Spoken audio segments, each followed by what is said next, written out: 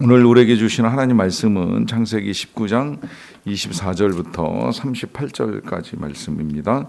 창세기 19장 24절부터 38절까지 말씀을 저와 여러분들이 한 절씩 교독하겠습니다. 여호와께서 하늘 곧 여호와께로부터 유황과 불을 소돔과 고모라에 비같이 내리사 그 성들과 온 들과 성에 거주하는 모든 백성과 땅에 난 것을 다 엎어 멸하셨더라. 롯의 아내는 뒤를 돌아보았으므로 소금 기둥이 되었더라. 아브라함이 그 아침에 일찍이 일어나 여호와 앞에 서 있던 곳에 이르러 소돔과 고모라와 그 온 지역을 향하여 눈을 들어 연기가 옹기 가마에 연기같이 치솟음을 보았더라.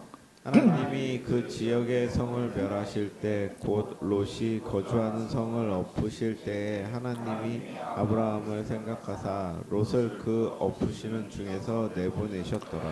롯이 소알에 거주하기를 두려워하여 두 딸과 함께 소알에서 나와 산에 올라가 거주하되 그 두 딸과 함께 굴에 거주하였더니 큰 딸이 작은 딸에게 이르되 우리 아버지는 늙으셨고 온 세상의 도리를 따라 우리의 배필될 사람이 이 땅에는 없으니 우리가 우리 아버지에게 술을 마시게 하고 동침하여 우리 아버지로 말미암아 후손을 이어가자 하고 그 밤에 그들이 아버지에게 술을 마시게 하고 큰 딸이 들어가서 그 아버지와 동침하니라.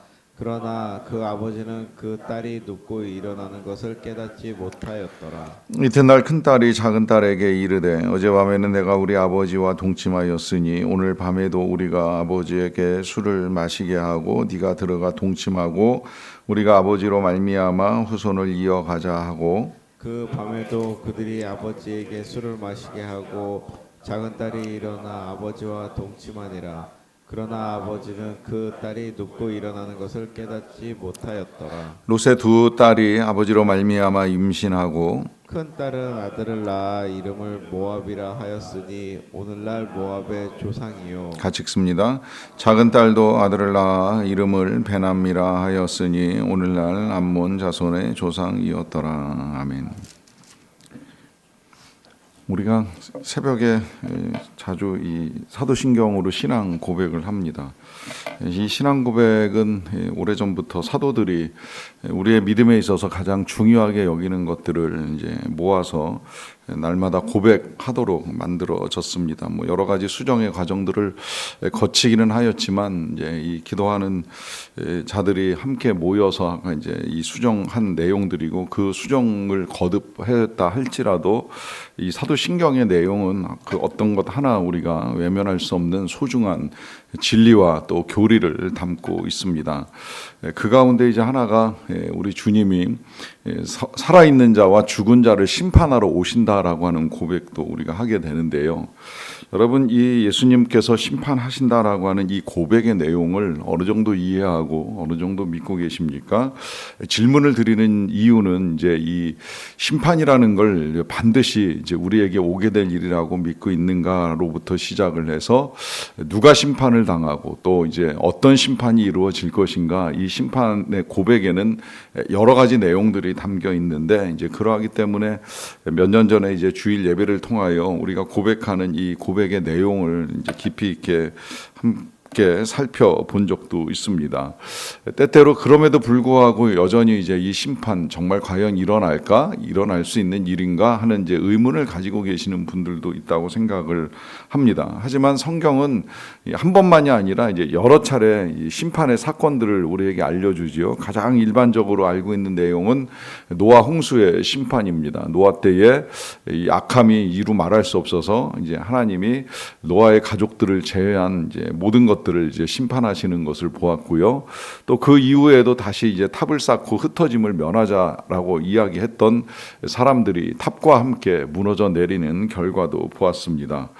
그리고 이제 이 성경을 쭉 읽어 나가다 보면 이제 이스라엘이 북이스라엘 이후에 이제 남유다까지 순차적으로 결국에 이제 멸망을 당하는 이제 역사를 우리가 보게 되는데, 그 멸망이 그냥 외국의 침공으로 인한 이제 패배가 아니라 하나님께서 심판하신 결과로 드러난다는 걸 성경은 분명하게 우리에게 알려주죠. 이렇게 보시면 성경에는 이제 여러 심판의 역사가 있었다는 사실을 분명하게 알려주고, 또 그 가운데 이제 오늘 우리가 읽게 되는 이 소돔과 고모라도 역시 심판 당하는 모습을 보여줍니다. 그런데 이 심판의 과정, 심판의 내용이 보면 생각보다 좀 끔찍하지요. 24절에 보시게 되면 여호와께서 하늘 곧 여호와께로부터 유황과 불을 소돔과 고모라에 비같이 내리셨습니다. 자, 이 소돔과 고모라의 심판 방식은 유황과 불이었고요. 그 유황과 불이 이제 비처럼 내렸다라고 하는 말씀을 합니다. 여호와께로부터 왔다는 이 사실을 통하여서 하늘로부터 이게 어떻게 내렸나 이제 의문을 제기할 수도 있는데, 뭐 하늘로부터 내리는 것 전혀 불가능하다고 생각하지 않고요.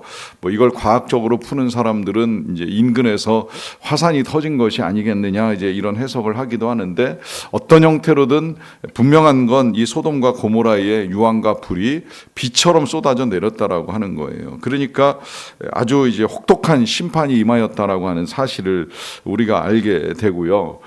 그런데 이제 문제는 이 심판이 그냥 어느 날 갑자기 쏟아진 이제 화산과 화산재나 뭐 용암 같은 것들이 아니라, 이 심판이 있기 전에 하나님께서는 이제 여러 차례 경고를 하셨지요. 대부분의 심판이 그렇습니다. 뭐 바벨탑 같은 경우는 조금 예외적으로 심판이 이루어지긴 했지만, 노아의 홍수 사건은 노아가 방주를 만드는 것 그 자체가 사람들에게 전해주는 이제 경고의 사건이 되었고요. 특히 이스라엘 같은 경우에는 북이스라엘도 그렇고 남유다도 그렇고 이제 여러 명의 선지자가 이스라엘이 심판을 당하기 전에 회개하고 돌이킬 것에 대해서 경고하는 메시지를 수차례 전했잖아요. 문제는 이 경고가 전달될 때에 어떻게 듣고 어떻게 반응하느냐가 이제 이 심판에 대하여 이제 받아들이게 되는 결과가 다르게 나타난다라고 하는 것이죠.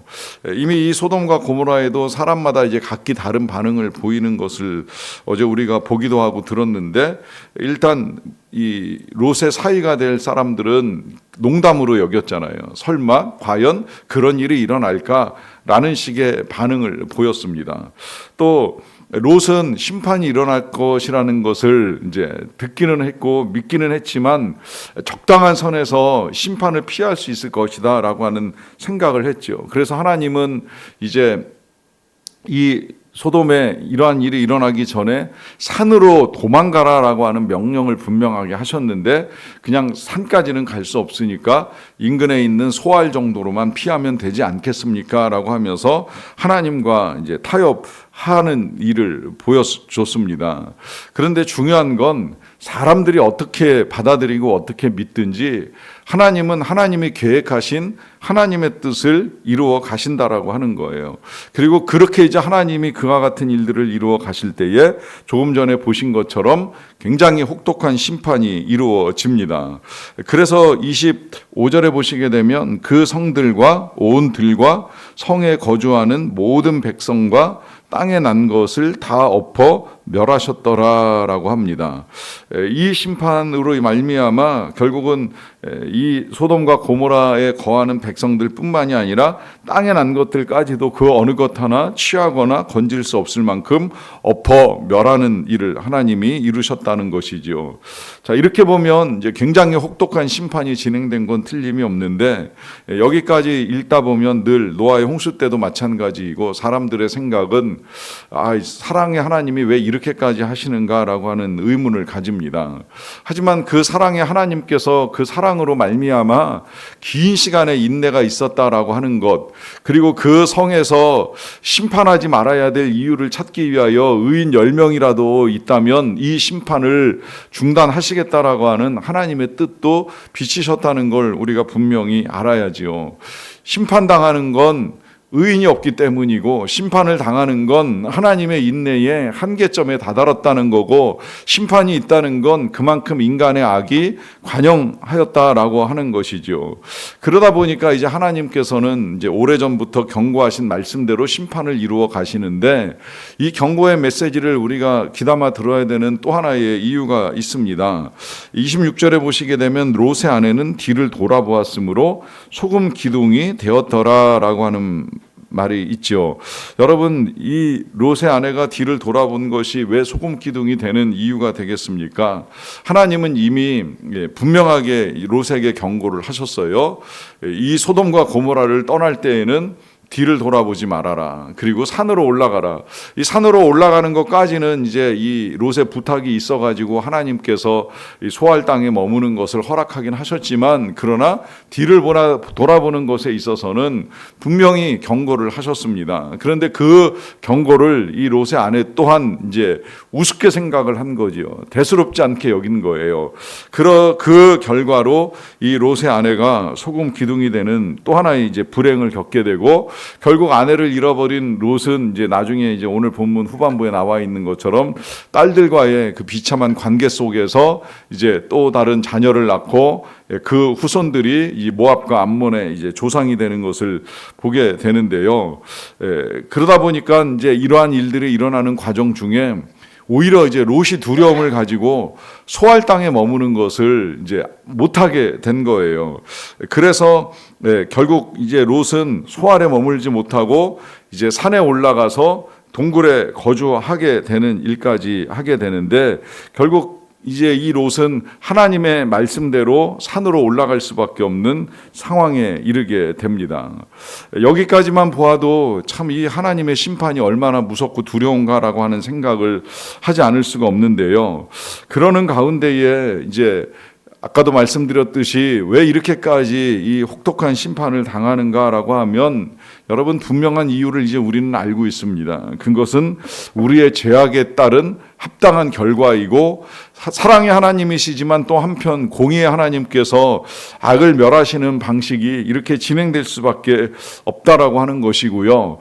이런 상황들 속에서 우리가 다시 이제 기억해야 될 이 하나님의 메시지는 예수 그리스도를 통해서도 우리에게 전해졌지요. 우리 예수님이 이 땅에 오셔서 많은 메시지를 전하고 구원의 역사를 이루어 가시는 과정 중에도 주님을 받아들이지 아니하는 지역과 동네 사람들이 있었어요. 이제 주로 뭐 스불론, 납달리 뭐 이제 이런 동네라고 이제 말씀을 하셨는데, 그런 지역을 향하여 경고하시기를 너희도 하나님의 뜻을 받아들이지 아니하면 결국은 소돔과 고모라 같이 멸망을 하게 될 것이다라고 하는 경고를 하셨습니다. 그러니까 이 소돔과 고모라에 이루어진 심판은 한 번으로 끝나는 일이 아니라 얼마든지 일어날 수 있는 일이라고 하는 것이고요. 더 나아가서 지금 이 소돔과 고모라가 겪었던 죄악, 그들이 저질렀던 죄악이나 겪었던 심판은 우리와 크게 다를 것이 없다라고 하는 것이죠. 실제로 그런 이야기를 하셨던 사람의 메시지가 지금도 기억에 남습니다. 그것은 하나님이 뉴욕에 심판을 하지 아니하시면 소돔과 고모라, 그 옛날에 죽었던 사람들, 심판당에 멸망했던 사람들에게 사과하셔야 됩니다라고 하는 말입니다. 여러분, 이 말은 지금 뉴욕은 소돔과 고모라 못지 않다는 거예요. 그때보다도 더 악하다는 거예요. 악하다고 말할 수밖에 없는 건 그 지역에 있는 사람들이 가지고 있는 물질에 대한 탐욕이나 성에 대한 음욕이 이루 말할 수가 없다라고 하는 거죠.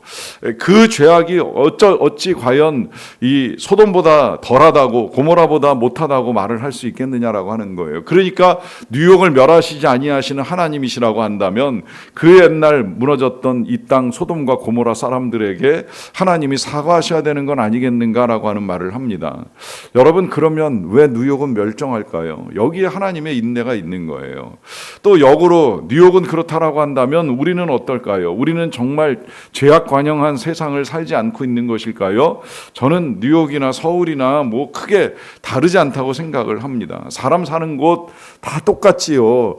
특히나 물질이 넘친다라고 한다면 그 물질이 넘치는 곳엔 반드시 탐욕도 있고 음욕도 있고 여러 가지 죄악이 뒤따를 수밖에 없는데, 그 물질 지상주의를 만들어 놓고서 우리가 의롭다, 우리가 심판을 당하지 않는다라고 하는 말을 감히 할 사람이 어디에 있겠습니까? 그런데 그럼에도 불구하고 하나님이 이 땅을 멸하시지 않는 이유, 그것은 첫째로 전적인 하나님의 사랑과 인내에서 비롯된다라고 하는 사실을 분명하게 알 수 있고요. 거기에 더하여서 이제 또 한 가지 이유가 있습니다. 그것은 29절을 보시게 되면 하나님이 그 지역의 성을 멸하실 때, 곧 롯이 거주하는 성을 엎으실 때에 하나님이 아브라함을 생각하사 롯을 그 엎으시는 중에 내보내셨더라라고 하는 말씀입니다. 이 말씀 속에 이제 롯의 가정이 구원을 받는 이유가 이제 드러나는 것이죠. 그건 롯이 의로워서가 아니라 하나님이 아브라함을 생각하신 거예요. 그리고 이 아브라함을 생각하셨다는 말 속에는 아브라함이 조카 롯을 향한 애정과 사랑이 있었다는 것을 알고 계시는 거죠. 이 아브라함이 하나님과 대화하면서 소돔과 고모라가 멸망을 하게 될 것이라는 사실을 알게 되었을 때에 가만히 있었을까요? 물론 그는 하나님과 대화할 때도 가만히 있지 못했어요. 그러니까 의인 50명이면 어떻습니까? 45명은 40명은 하면서 줄여나가기를 10명까지 줄이면서 제발 소돔과 고모라 살려달라고 하는 그 이면에는 소돔과 고모라에 살고 있던 롯을 생각했기 때문입니다.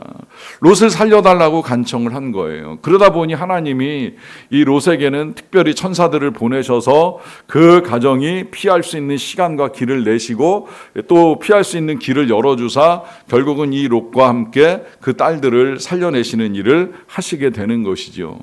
여러분, 여기에 이제 오늘도 우리가 왜 기도를 해야 되는가에 대한 분명한 이유가 들어있죠.